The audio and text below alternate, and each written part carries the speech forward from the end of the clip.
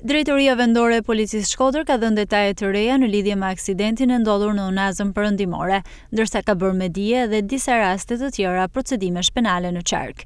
Sipas policisë, në vijim të informacionit paraprak për aksidentin, është proceduar në gjendje të lirë shtetasi FL 64 vjeç, i cili rezultoi si drejtonte automjetin në efektin e alkoolit.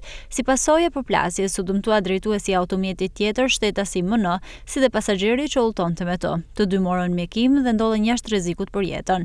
Ndërkohë, specialistët e seksionit për hetimin e trafiqeve nisën procedimin në gjendje të lirë për shtetasen MP 39 vjeçe, pasi automjeti që ajo posedonte rezultoi i vjedhur në Gjermani. Po ashtu, një 67 vjeçar, shtetasi GP, është proceduar penalisht pasi dyshohet se ka ushtruar dhunë psikologjike ndaj nënës dhe motrës së tij, të cilat janë pajisur me urdhër mbrojtje.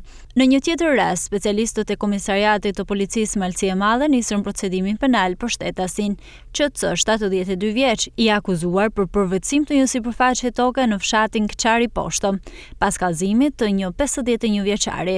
Materialet proceduriale janë referuar në prokurori pranë gjykatës së shkallës së parë të jurisdiksionit të përgjithshëm Shkodër për veprime të mëtejshme.